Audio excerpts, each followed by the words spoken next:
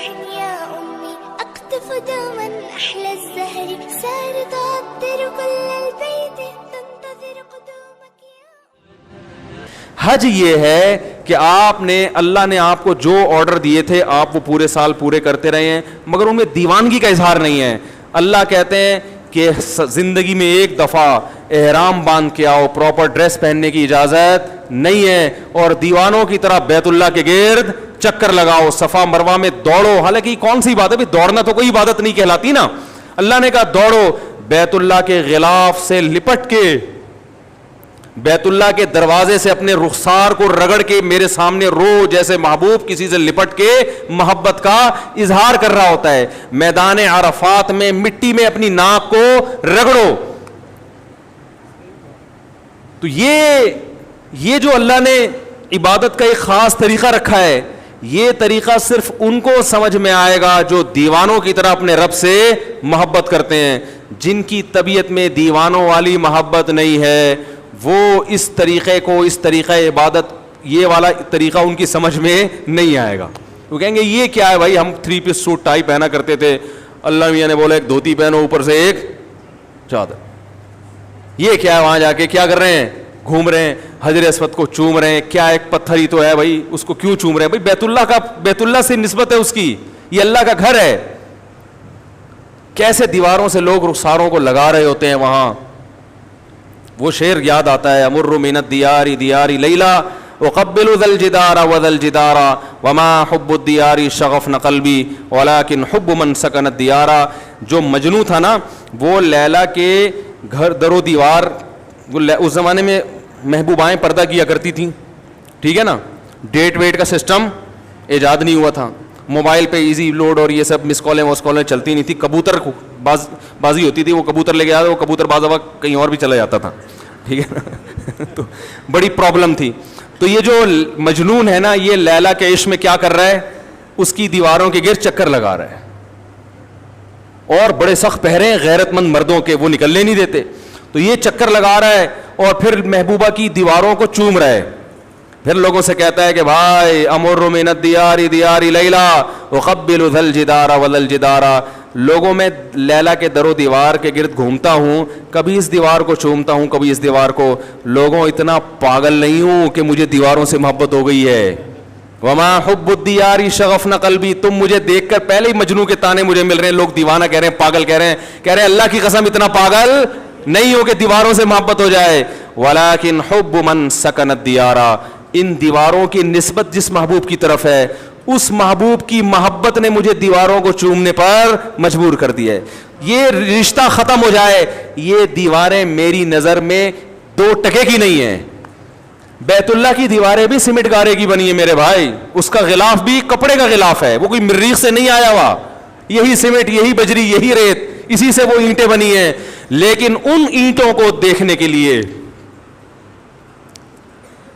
اس غلاف کو چومنے کے لیے, اس غلاف کے گرد طواف کرنے کے لیے ہم 6-6, 7-7 لاکھ روپے خرچ کر کے جاتے ہیں. اور لاکھوں کے مجمع میں جہاں پھسلنے کا بھی خطرہ ہو, جان کا بھی خطرہ ہو, اس بیت اللہ کے گرد گھومتے ہیں.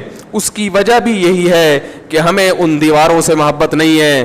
ان دیواروں کی نسبت کس کی طرف ہے, خالق کائنات. اس نے کہہ دیا کہ یہ کس کا گھر ہے, رہتا بھی نہیں ہے وہ وہاں پہ, رہتا بھی نہیں ہے, بنایا بھی انسانوں نے اس کو, لیکن رب نے کیا کہہ دیا, یہ گھر کس کا ہے, میرا. بس اتنی نسبت ہمارے لیے کافی ہے.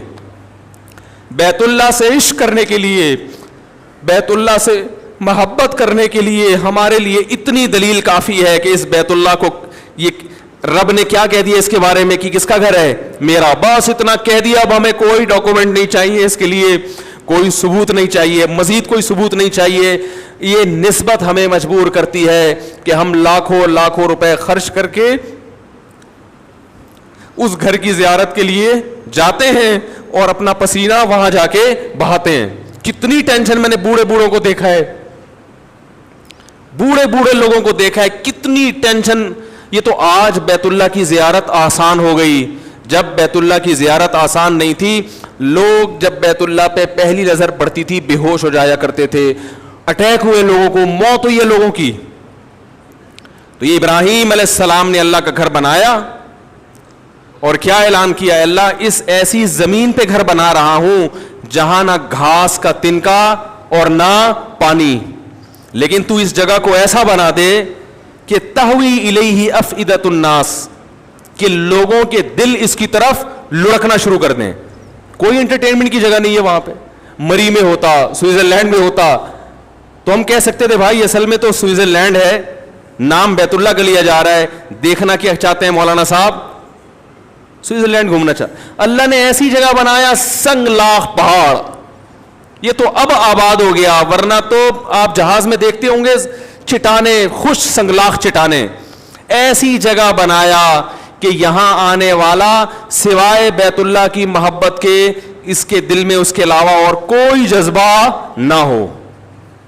اور یہی وجہ ہے کہ آج وہاں جدہ پہ جو کچھ ہوتا ہے, جدہ ایئرپورٹ پہ سب جانتے ہیں, لوگ کیوں برداشت کرتے ہیں. کسی اور ایئرپورٹ پہ اتنی سختی ہو اور یہ کچھ ہو, لوگ اس ملک میں جائیں گے, چھوڑ دیں گے. یہ بیت اللہ کی محبت ہے جو لوگوں کو کھینچ کے لاتی ہے. تو اللہ نے حج کیوں رکھا ہے؟ دیوانگی کے اظہار کے لیے. نبی صلی اللہ علیہ وسلم نے فرمایا ذاق طعم الایمان من رضی باللہ ربا وبالاسلام دینا وبمحمد صلی اللہ علیہ وسلم نبیا. اسلام کا ذائقہ چکھ لے گا وہ شخص جس نے اللہ کو اللہ مان لیا, نبی کو نبی مان لیا, اور اللہ کی کتاب کو کتاب مان لیا. تو آپ نے فرمایا اسلام کا ذائقہ, اس سے پتہ چلتا ہے اسلام میں کیا ہے, ایک چاشنی, ایک لذت ذائقہ ہے.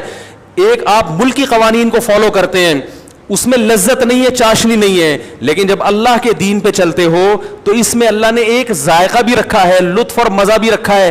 لیکن یہ لطف اور مزہ صرف انہی کو محسوس ہوتا ہے جو اللہ کو اللہ ہونے کے لحاظ سے راضی ہو جاتے ہیں اور اس سے محبت کرنا شروع کر دیتے ہیں. اللہ تعالیٰ سے دعا ہے کہ اللہ تعالیٰ ہمیں بھی اپنے گھر کی زیارت نصیب فرمائے, اور جذبے کے ساتھ. علماء کہتے ہیں وہاں جا کے برائیاں کرنا, اس سے وہاں کی جو ایک روحانی قوت وہاں ملنی چاہیے تھی وہ قوت کیا ہو جاتی ہے, ختم ہو جاتی.